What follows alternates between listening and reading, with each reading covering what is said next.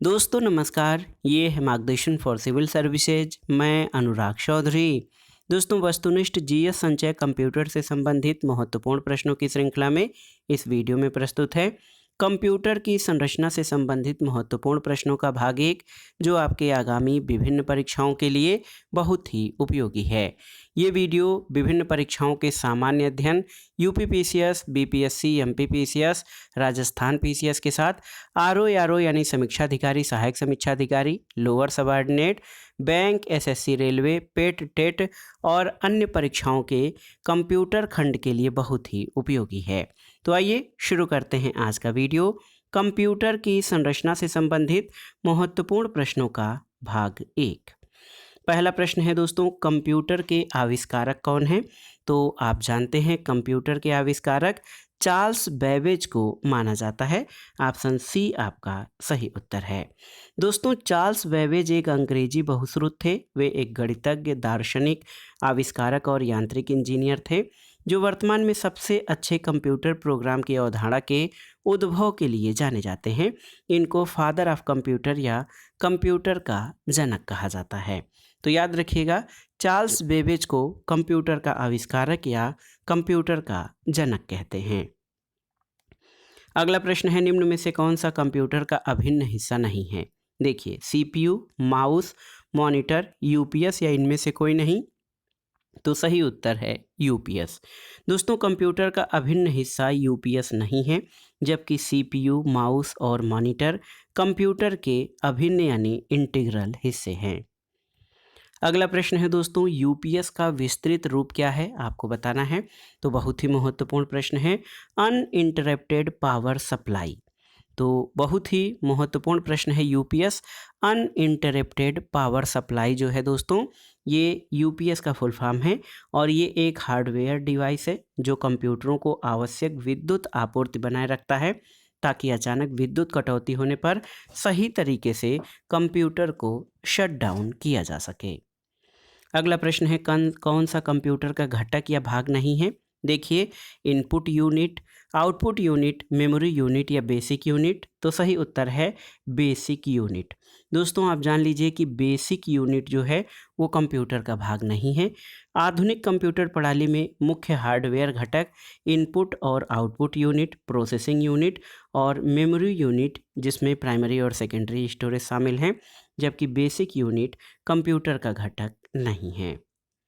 अगला प्रश्न है, निम्नलिखित में से कौन सीपीयू के भाग नहीं है? देखिए, primary storage, register, control unit, ALU या इनमें से कोई नहीं? तो सही उत्तर है प्राइमरी स्टोरेज।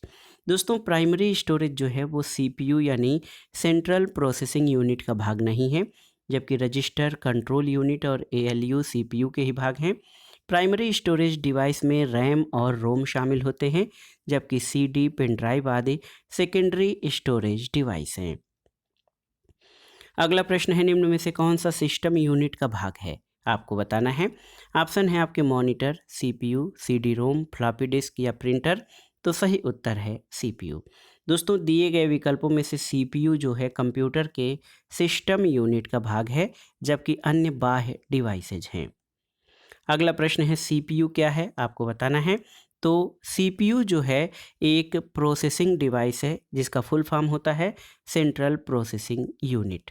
तो याद रखिएगा, सीपीयू का विकास 1971 में भौतिक विज्ञानी फेडरिको फगिन के द्वारा किया गया था।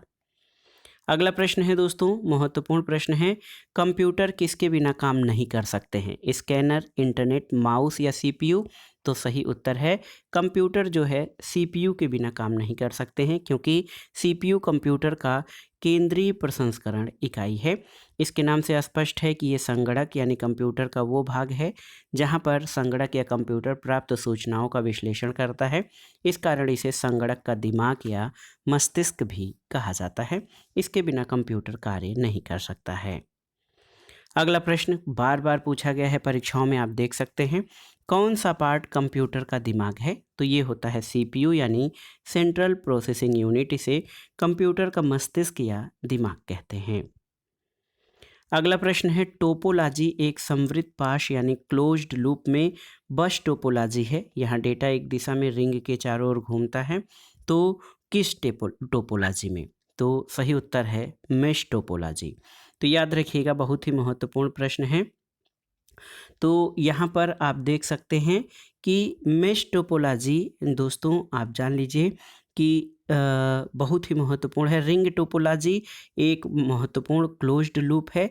इसमें बस टोपोलॉजी है जहाँ डेटा एक रिंग के चारों ओर घूमता है। तो रिंग टोपोलॉजी में सभी नोड सिस्टम एक दूसरे से रिंग या लूप या दो बिंदुओं को जुड़ने से निर्मित होता है। रिंग टोपोलॉजी, मेश टोपोलॉजी और स्टार टोपोलॉजी यहाँ पर आप देख सकते हैं। अगला प्रश्न है, इनमें से किसे कंप्यूटर का मस्तिष्क भी कहा जाता है? तो आपने पढ़ लिया है, सीपीयू यानी सेंट्रल प्रोसेसिंग यूनिट को कंप्यूटर का मस्तिष्क कहते हैं, जिसमें सभी आवश्यक सर्किटरी और इनपुट को संसाधित करने, डेटा स्टोर करने, गणना करने और आउटपुट यानी परिणाम देने के लिए लाखों छोटे छोटे ट्रांजिस्टर लगे होते हैं। अगला प्रश्न है, सीपीयू के घटक कौन से होते हैं? तो सही उत्तर क्या हो जाएगा दोस्तों? सीपीयू के घटक कंट्रोल यूनिट और एएलयू होते हैं। तो याद रखिएगा, सीपीयू का पूरा नाम सेंट्रल प्रोसेसिंग यूनिट है। इसे कंप्यूटर के दिमाग के नाम से जाना जाता है। सीपीयू 3 घटकों से मिलकर बना है, control unit, arithmetic logic unit और मेमोरी यूनिट। अगला प्रश्न है, सीपीयू और मेमोरी कंप्यूटर के किस डिवाइस पर स्थित होते हैं? ऑप्शन है आपके output device, storage device, expansion board या मदरबोर्ड। तो सही उत्तर है मदरबोर्ड, ऑप्शन डी। दोस्तों, सीपीयू और मेमोरी कंप्यूटर के मदरबोर्ड पर स्थित होते हैं। मदरबोर्ड एक प्रिंटेड सर्किट बोर्ड और कंप्यूटर की नींव है। यह सीपीयू, मेमोरी, हार्ड ड्राइव और अन्य कंप्यूटर हार्डवेयर को पावर आवंटित करता है और उनके बीच कनेक्टिविटी प्रदान करता है। अगला प्रश्न है, कंप्यूटर के सेंट्रल प्रोसेसिंग यूनिट का फंक्शन क्या होता है? आपको बताना है, महत्वपूर्ण प्रश्न है। तो बताइए, कंप्यूटर के सेंट्रल प्रोसेसिंग यूनिट का फंक्शन क्या है? तो सही उत्तर है गणनाएं और प्रोसेसिंग करना। ये कंप्यूटर के सेंट्रल प्रोसेसिंग यूनिट का फंक्शन है। दोस्तों, कंप्यूटर के सीपीयू यानी केंद्रीय प्रसंस्करण इकाई का मुख्य कार्य कंप्यूटर में इनपुट कराए गए आंकड़ों पर प्रक्रिया करना होता है। ये गणनाएं कैलकुलेशन करने के साथ इनपुट को आउटपुट में बदलने का कार्य भी करता है। अगला प्रश्न है, रजिस्टर में नया डेटा लिखने की क्रिया क्या कहलाती है? तो उत्तर है, रजिस्टर की पहली अंतर्वस्तु मिटा देती है रजिस्टर में नया डाटा लिखने की क्रिया। और आप देख लीजिए, सीपीयू यानी केंद्रीय प्रसंस्करण इकाई जो है वो कई तरह के रजिस्टर होते हैं, जिनमें किसी प्रोग्राम के कार्यान्वयन यानी इम्प्लीमेंटेशन के दौरान आंकड़ों को संचित किया जाता है। रजिस्टर में नया डेटा लिखने की प्रक्रिया में पूर्व की अंतर्वस्तु जो है वो मिट जाती है। अगला प्रश्न है, सीपीयू का निष्पादन प्रायः किस में मापा जाता है? आपको बताना है, जीबी, मेगा मतलब गीगाबाइट, मेगाहर्ट्ज, एमआईपीएस या बैंड दर में। तो सही उत्तर है मेगाहर्ट्ज या गीगाहर्ट्ज में। तो याद कर लीजिएगा दोस्तों, सीपीयू का निष्पादन प्रायः एमजेडएच या जीएचजेड में किया जाता है, यानी सीपीयू का कार्य निष्पादन क्षमता मेगाहर्ट्ज या गीगाहर्ट्ज में किया जाता है। अगला प्रश्न है, निम्नलिखित में से किस सीपीयू रजिस्टर में निष्पादित किए जाने वाले अगले इंस्ट्रक्शन का एड्रेस होता है? आपको बताना है, program counter, accumulator, memory buffer register और मेमोरी एड्रेस रजिस्टर। तो सही उत्तर है प्रोग्राम काउंटर। दोस्तों, सीपीयू रजिस्टर में निष्पादित किए जाने वाले अगले इंस्ट्रक्शन का एड्रेस प्रोग्राम काउंटर में निहित होता है। इसे इंस्ट्रक्शन काउंटर, इंस्ट्रक्शन पॉइंटर और इंस्ट्रक्शन एड्रेस रजिस्टर भी कहते हैं। यह ऐसा डिजिटल काउंटर होता है जिसकी आवश्यकता टास्क को जल्दी करने और वर्तमान यानी एग्जीक्यूशन पॉइंट को ट्रैक करने के लिए होती है। अगला प्रश्न है, सीपीयू के द्वारा मेमोरी में किसी लोकेशन के एक्सेस में लगने वाला समय कौन सा है? आपको बताना है, निर्देश चक्र, मेमोरी फॉर्मेटिंग टाइम, सीपीयू आवृत्ति और मेमोरी एक्सेस टाइम। तो सही उत्तर क्या हो जाएगा? दोस्तों, आप जान लीजिए कि सीपीयू द्वारा मेमोरी में जो है वो मेमोरी एक्सेस टाइम, लोकेशन के एक्सेस में लगने वाला समय जो होता है वो मेमोरी एक्सेस टाइम होता है।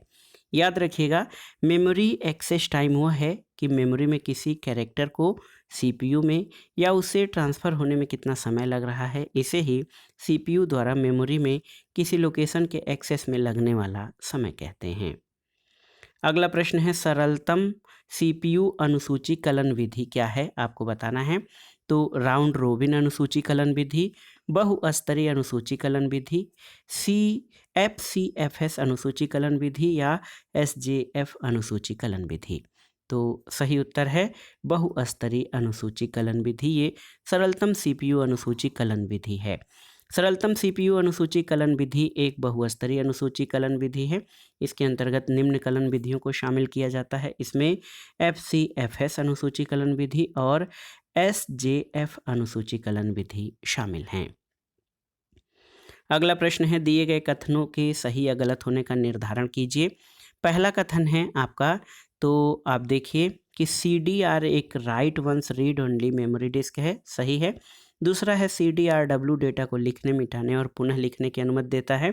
तो आप जान लीजिए 1 और 2 दोनों ही सही हैं। ऑप्शन बी आपका सही उत्तर है।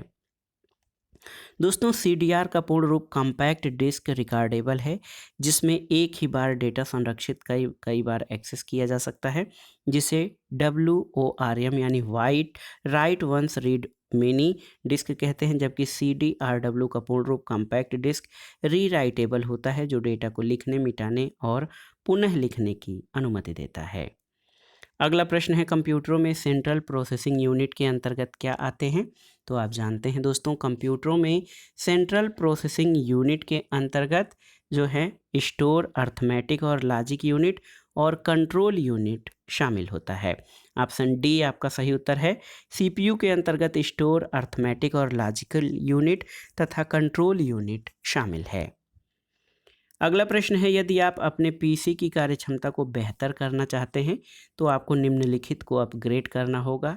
तो किसे? CPU को, मॉनिटर को, कीबोर्ड को या इनमें से कोई नहीं।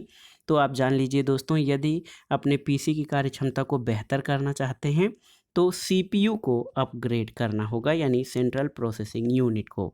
और CPU को अपग्रेड करने के बाद पर्सनल कंप्यूटर की कार्यक्षमता अत्यधिक बेहतर हो जाती है। CPU द्वारा कंप्यूटर में गणनाएं, संशोधन और तुलनात्मक कार्य किए जाते हैं। CPU मुख्यतः 3 भागों ALU, कंट्रोल यूनिट, उसके बाद अर्थमेटिक, लॉजिक यूनिट और रजिस्टर में विभाजित होता है। अगला प्रश्न है दोस्तों, कंप्यूटर शब्दावली में USB का पूर्ण रूप क्या होता है। तो ये है यूनिवर्सल सीरियल बस। याद रखिएगा, USB बार बार प्रयुक्त होता है कंप्यूटर शब्दावली में। इसका पूर्ण रूप होता है यूनिवर्सल सीरियल बस। दोस्तों USB पोर्ट से विभिन्न प्रकार के हार्डवेयर उपकरणों को जोड़ा जा सकता है। USB पोर्ट से उपकरणों को सीधे ही प्लग और प्ले तरीके से जोड़ा जाता है। अगला प्रश्न है दोस्तों, मेमोरी के संबंध में USB का पूर्ण रूप क्या है। तो उत्तर है, USB का पूर्ण रूप यूनिवर्सल सीरियल बस है और यह एक इंडस्ट्री मानक के रूप में कंप्यूटर, लैपटॉप और अन्य इलेक्ट्रॉनिक उपकरणों के बीच में कनेक्शन, डेटा हस्तांतरण और बिजली आपूर्ति का कार्य करता है। अगला प्रश्न है, किसी कंप्यूटर में जोड़ने, तुलना करने और मिलाने के कार्य कहाँ होते हैं, आपको बताना है। बहुत ही महत्वपूर्ण प्रश्न है। तो सही उत्तर है CPU चिप। देखिए, CPU यानी सेंट्रल प्रोसेसिंग यूनिट कंप्यूटर का मस्तिष्क कहलाता है और ALU CPU चिप का वह भाग है जो कंप्यूटर की सभी गणितीय और तार्किक गणनाएं करने के लिए उत्तरदायी होता है। अगला प्रश्न है दोस्तों, CPU को कितने भागों में बांटा गया है। तो CPU को मुख्य रूप से जो है 3 भागों में बांटा गया है, arithmetic, logic unit, control unit और मेन मेमोरी या रजिस्टर। तो याद रखिएगा, ALU, CU और मेन मेमोरी जो हैं वो CPU के 3 भाग हैं। अगला प्रश्न, ये प्रश्न बार बार पूछा गया है, आपसे पूछा गया है कि CPU का पूरा नाम क्या है। तो सेंट्रल प्रोसेसिंग यूनिट यानी केंद्रीय प्रसंस्करण इकाई। अगला प्रश्न है, निम्नलिखित में से कौन आउटपुट डिवाइस नहीं है। देखिए, मॉनिटर, टच स्क्रीन, प्रिंटर और प्लॉटर। तो सही उत्तर है टच स्क्रीन। दोस्तों टच स्क्रीन एक इनपुट डिवाइस है, जबकि शेष सभी आउटपुट डिवाइस हैं। टच स्क्रीन एक ऐसी युक्ति है जिसमें कंप्यूटर उपयोगकर्ता बिना किसी अतिरिक्त पॉइंटिंग युक्ति के सीधे कंप्यूटर स्क्रीन पर अपनी उंगलियों के माध्यम से संकेतों को इनपुट करता है। अगले प्रश्न पर आते हैं। महत्वपूर्ण प्रश्न है, कंप्यूटर का मॉनिटर होता है क्या? Storage device, processing device, input device या आउटपुट डिवाइस। तो सही उत्तर है कंप्यूटर का मॉनिटर जो है वो आउटपुट डिवाइस के अंतर्गत आता है। कंप्यूटर का मॉनिटर एक आउटपुट डिवाइस होता है। इनपुट युक्तियों द्वारा प्राप्त डेटा और निर्देशों को परिणाम के रूप में प्रदर्शित करने के लिए जिन युक्तियों का प्रयोग किया जाता है उन्हें आउटपुट अथवा निर्गम युक्तियाँ कहते हैं। अगला प्रश्न है निम्नलिखित में से कौन से सही हैं? GUI यानी ग्राफिकल यूजर इंटरफेस, VDU यानी विजुअल डिस्प्ले यूनिट और ALU यानी ऑल लॉजिक यूनिट। तो इसमें से कौन से सही हैं फुल फॉर्म? तो सही उत्तर है 1 और 2।